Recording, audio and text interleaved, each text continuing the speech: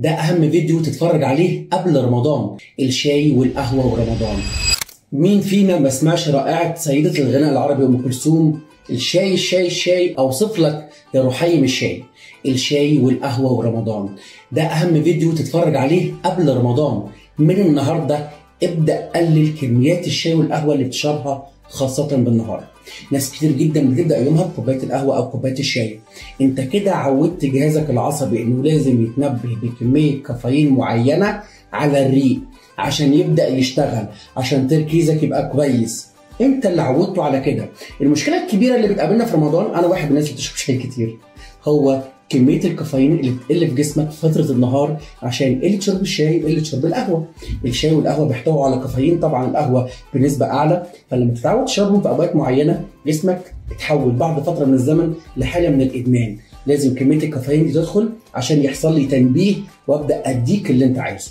بالتبعيه في رمضان في النهار لما كميه القهوه والشاي دي تتمنع هتحس بصداع، هتحس بتعب، هيستمر معاك 4 أو 5 ايام في رمضان.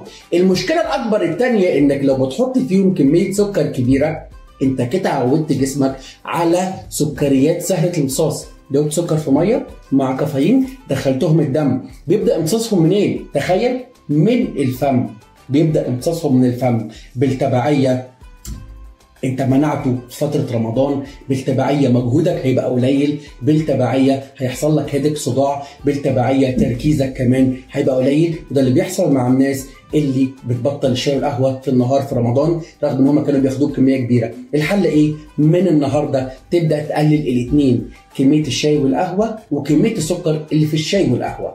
هنقللهم ازاي؟ لو بتاخد فرضا 3 كوبايات شاي 3 كوبايات قهوه في اليوم، كده 6، هتبدا من النهارده تشيل كل يوم كوب لمده يومين. يعني هيبقوا 2 قهوه و2 شاي. لو بتحط 3 معالق سكر خد نص الكميه، معلقه ونص ومعلقه ونص، الكلام ده لمده يومين. المرحله اللي بعد كده لمده يومين كوب قهوه وكوب شاي، وهنقلل السكر هنخليها نص معلقه ونص معلقه. الكلام ده لحد قبل رمضان بيومين.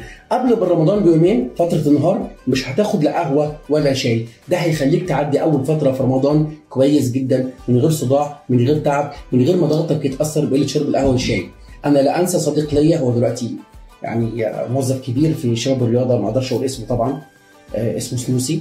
لو ما كانش شرب الشاي على الفجر لازم طول النهار يبقى مصدع. ايه الفكره؟ من صغره متعود على كده. الكافيين ده هيخش الجسم في الميعاد ده، يا اما جسمي وجهازي العصبي مش هيتنبه. دي كانت مشكلته دايما معانا في رمضان. ما كنتش فاهمها واحنا صغيرين، كنا لسه صغيرين. بعد شويه فهمت. يعني انا كنت في الاول بعتبره بيستعبط، لكن بعد شويه انا اسف يا سنوسي، انت ما كنتش بتستعبط.